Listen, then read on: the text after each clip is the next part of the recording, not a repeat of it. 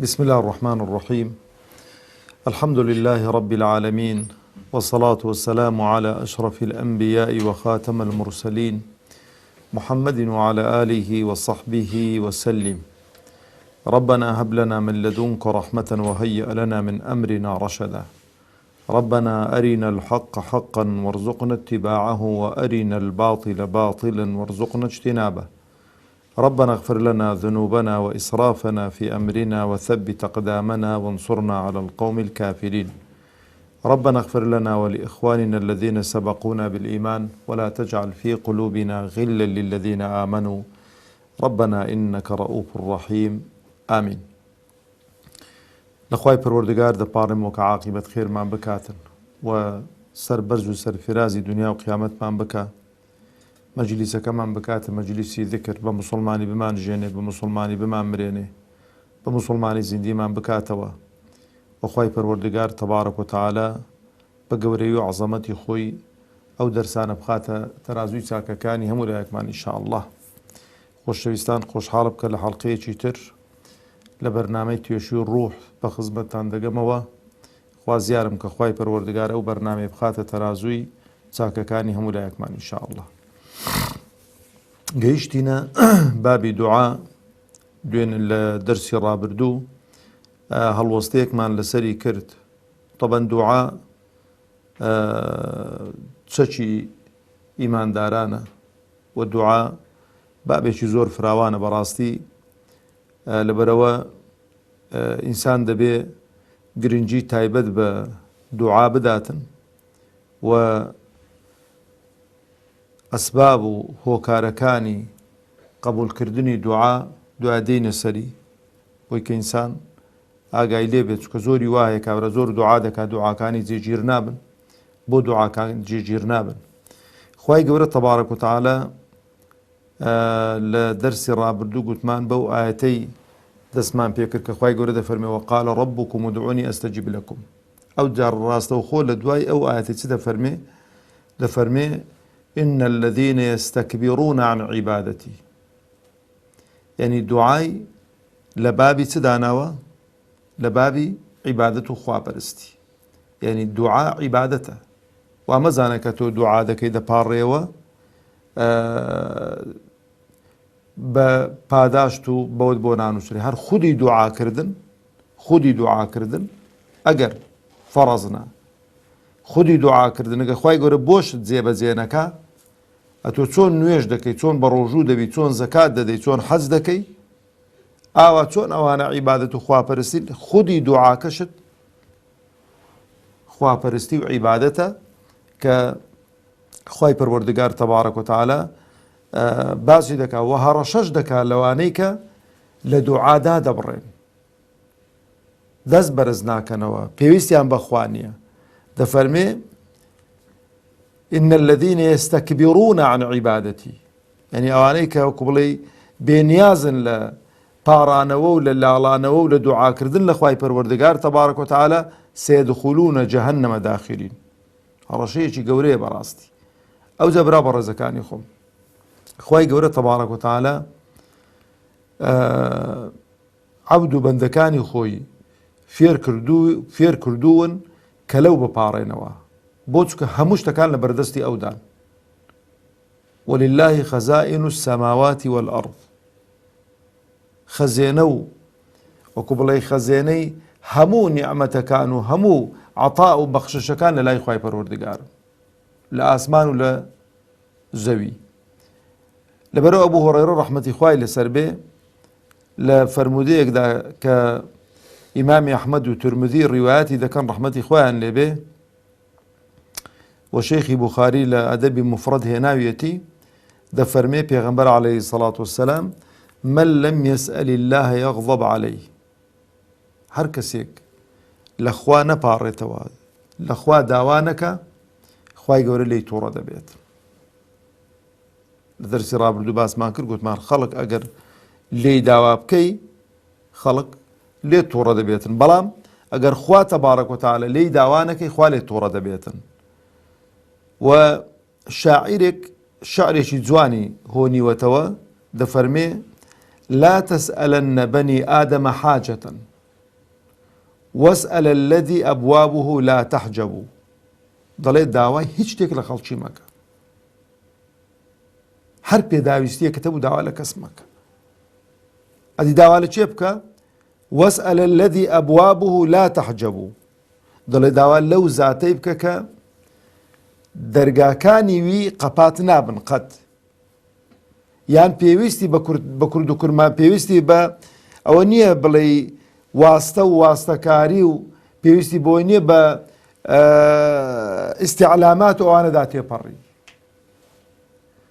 دەرکەی خوای پەروەردگار، دەروی ڕەحمەتی خوای پەروەردگار بەردەوام کراوەیە و دەفەرمێ الله يغضب إن تركت سؤاله خوا تووڕە دەبێ ئەگەر ئەتۆ وازت لە داواکردن هێنا لە خوای پەروەردگار. وإذا سألت بني آدم يغضب بەڵام ئەگەر داوات لە خەڵکی کرد لە بەنی ئادەم کرد ئەوان تووڕە دەبن. ئەو جا خوای پەروەردگار خۆشەویستانی خۆم دەفەرمێ ئەمن يجيب المضطر إذا دعاه ويكشف السوء.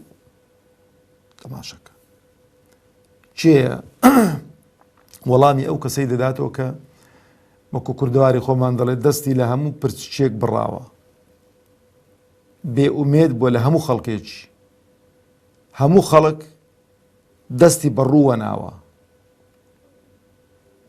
چێە کە فریای ئەو ئینسانە دەکەوێتن؟ خوا تەبارەک و تەعالە. وەیەکشیف السوء چێە کە ناخۆشی و ناڕەحەتیان دەفع دەکا لەسەر عەبد و بەندەکانی خۆی. طبعاً ئاگاتان لێبیتن ئەو مەسەلەی دوعا، مەسەلەی لابردنی ناخۆشی و ئەوانە هەر تایبەت نییە بە ئینسانی ئیماندارەوە. جاری وایە کابرا کافریشە بەڵام دەبینی زوڵمی لێ دەکرێتن،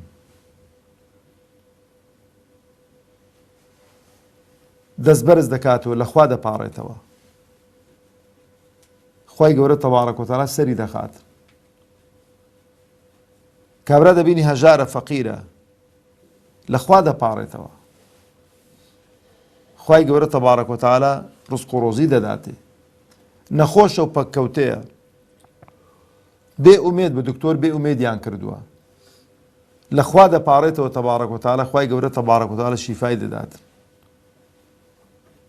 ئەو جەبرا بەڕێزەکانی خۆم خوای پەروەردگار تەبارەک و تەعالا دەفەرمێ وإذا سألك عبادي عني فإني قريب أجيب دعوة الداعي إذا دعان. خوای پەروەردگار تەبارەک و تەعالا ئینسان وەکو لە دەرسەکانی داهاتوو ئینشاڵڵا دێینە سەری ئەسبابی وەڵامدانەوەی دوعاکان بگرینە بەر زۆر مهم دەبێت کە ئێستا دێینە سەر ئیمامی عومەر قسەیەکی زۆر جوان دەکات. دەفەرمێ ئیمامی عومەر ڕەزا و ڕەحمەتی خوای لەسەر بێ أنا لا أحمل هم الإجابة دەڵێ وەڵڵاهی ئەمن خەم و خەفەتی وەڵامدانەوەی دوعام نییە، چونکە دەزانم خوای پەروەردگار وەڵام دەداتەوە. قسەی بە قووەتە. ئەدی هەموو غەمت چی ئەی خەلیفەی موسڵمانان؟ دەفەرمێ ولكن أحمل هم الدعاء دەڵێ من بەڕاستی خەم و خەفەتی دوعاکەمە کابرا دوعا نەکاتن، نزانێ چۆن دوعا دەکات، نزانێ چۆن دەپاڕێتەوە لە خوا. لەبەرەوە دەفەرمێتن فمن ألهم الدعاء هەر کەسێک کە موفق بێ بۆ دوعاکردن و پاڕانەوە لە خوای پەروەردگار تەبارەک و تەعالا فإن الإجابة معه دەڵێ کە خوای گەورە موفقی کردی بۆ دوعا ئەها جاری وا هەیە حاڵەت بەسەر ئینسانی دادێ کابرا کە دوعا دەکا هەز بە شیرنایەتی و تام و چێژ و لەزەتێک دەکا، حەز دەکەی کە هێز و قووەتێک هەیە پێت دەڵێ دوعا بکە زۆر بپاڕێەوە، خوای گەورە لێت قبول دەکات. ئەوە حاڵەتێک کە ئینسان وچی گوتی کەوتە حاڵەتێکی ئیمانی و لە حاڵەتێکی ڕوحی باشدا بوو هەست بەو تام و چێژ و لەزەتە دەکات. لەبەرەوە ئینسان ئەلەو حاڵەتانەدا هەر دوعایەکی بەسەر زوبانت دادێ، هەر داواکاریەکی هەتە بیگەیەنە شوێنی خۆی. یەک شت زۆر گرنگە ئاگاتان لێبیت خوای گەورە تاقی ناکرێتەوە، نەکەن شتی وایە. ئەوە نییە بڵێ وەڵا مۆڵەتێکی دانەی بۆ خوا مەعاذەڵڵا کاتێکی دانەی بڵێ وەڵا ئەو داواکاریم هەنە بە 2 ڕۆژان بپارێمەوە داخۆت سەکاتن. وەکو گوتم لە دەرسەکانی ڕابردوو جاری وایە خودی خۆمان مؤهل نین ئەوەی کە داوای دەکەین پێمان بدرێت، بەکەلک نایە بۆمان، بەڵام ئەمەوە داوای دەکەین. ئەو جەبرا بەڕێزەکانی خۆم پێغەمبەر عەلەیهی سەڵات وسەلام دەفەرمێ الدعاء هو العبادة، دوعا عیبادەت و خواپەرستیە. یعنی کابرا چەند دوعا بکە، چۆن چەند ڕکەعات نوێژی کردوون بە عیبادەت و خواپەرستی بۆ دەنووسرێن، دوعاشی بە عیبادەت و خواپەرستی بۆ دەنووسرێتن. و دوعاش برا خۆشەویستەکانی خۆم کابرا دەبینی دەڵێ وەڵاهی جا من خۆ مامۆستا عەرەبیە نەزانم، بە کوردی دوعایم بکە، بە کوردی دوعایم بکە، چونکە زوبان لە لای خوای پەروەردگار تەبارەک وتەعالا لە هەموو زبانێک و لە هەموو لوغەتێک خوای پەروەردگار حاڵی دەبێ. زبانێک بۆ زبانێک خوای گەورە غافڵگیر ناکاتن، دوعایەک بۆ دوعایەک خوای گەورە غافڵگیر ناکات. خوای گەورە ئاگای لە هەموو عەبد و بەندەکانی خۆیەتی. ئەگەر لە یەک لەحزەدا لە یەک کاتدا هەموو بپارێنەوە هەر یەکەو بە زوبانێکی جوودا، خوای گەورە دوعای هەمان دەبیسیتن و ئاگای لە هەمانە و دەسەڵاتیشی لەوەی زۆر زۆر زۆر زۆر زیاترە داواکاری هەمان وەکو یەک جێبەجێ بکاتن، بەبێ ئەوەی کە هیچ شتێک لە خەزائینی خوای پەروەردگار لە فەضڵ و بەخششی خوای پەروەردگار کەم بێتەوە. ئەوجا ئەو ئاەتەی خوێندەوە پێغەمبەری خوا عەلەیهی سەڵات وسەلام کە فەرمووی الدعاء هو العبادة وقال ربكم ادعوني أستجب لكم إن الذين يستكبرون عن عبادتي سيدخلون جهنم داخرين. ئەوجا برا بەڕێزەکانی خۆم دوعا ئەگەر شەرت و شروتەکانی خۆی دەگەدابوون، شەرت و شروتەکانی خۆی دەگەدابوون، دوعاکان شوێنی خۆی دەگرن. لەو فەرمودەیدا فەرمودەیەکی زۆر دڵخۆشکەرە کە پێغەمبەری خوا عەلەیهی سەڵات وسەلام بۆمان باز دەکا کە ئیمامی تورمودی ڕەحمەتی خوای لێبێ لەگەڵ ئەبوو داود و ئیبن حیبان و حاکم بۆمان دەجێڕنەوە و شەیخی ذەهەبی تەصحیحی ئەو فەرمودەی کردووە، دەفەرمێ إن الله حيي كريم يستحي إذا رفع الرجل يديه أن يردهما صفرا خائبتين. تەماشەکە دەڵێ خوای گەورە تەبارەک وتەعالا کەلیمەی حەیی یعنی شەرمن لە زمانی عەرەبی، یعنی خوای پەروەردگار تەبارەک وتەعالا وەکو بڵێ شەرم دەکاتن لەوەی کە ئەگەر عەبد و بەندەیەکی بە شەرت و شروتی خۆیەوە دەستان بەرز کاتەوە دوعا بکا لەبەر خوا بپاڕێتەوە تەبارەک وتەعالا، خوای پەروەردگار تەبارەک وتەعالا ئەو دوو دەستانەی کە دەڵێ وصلی اللهم على محمد وعلى آله وصحبه وسلم کۆتایی بە دوعاکەی بێنی، خوای گەورە دەفەرمێ شەرم دەکا کە ئەو دەستانە بەلاش بجێڕیتەوە. یعنی کابرا کە دەستان دادەنێتن دەڵێ شەرم دەکا کە شتێکی پێ نەداتن. تەشبیه نەبێ وەلیلله المەثل الأعلى، نمونەی هەرە بەرز بۆ خوای پەروەردگار تەبارەک وتەعالا. کابرایەک دێ لە دەرگەی تو دەدا کە ئەمن و تو هیچ نین،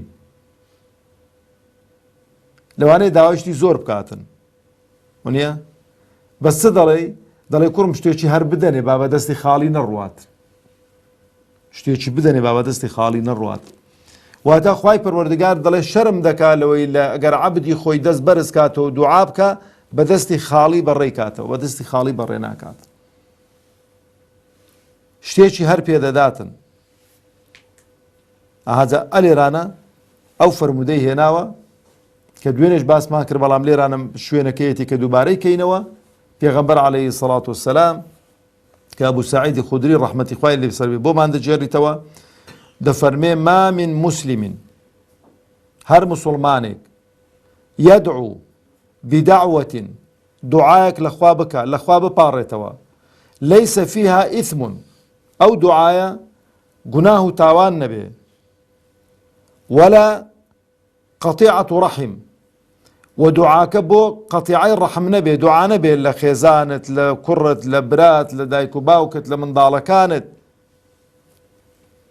أو ذات سيدة فرمي إلا أعطاه الله بها إحدى ثلاث إلا خواهي قولة تبارك سيشتاني بيدا داتن بو دعائي ديمو سري دعاك نبي قناه تاوان نبي وقطيعي الرحم نبي أو دو شرطة قناه تاوان نبي قطيعي الرحم نبي إلا أعطاه الله بها إحدى ثلاث إلا خواهي قولة تبارك وتعالى سيشتاني بيدا داتن يكم يانسيا إما أن يعجله دعوته يعني وتر لدنيا دعوة كي بوزي بزيدك دعوة كاري كي بوزي بزيدك بلام مدي زمني لو أنا أتوبون منا إلحاح دكي خواهي قرشتيك بيبدا أو إلحاح كردنيتو لقل أو اعتقاد ولقل أو دامزرا ولقل أو تقوى ودين داريتو لو أنا تيك نكاتوا برقي أو نعمة نقري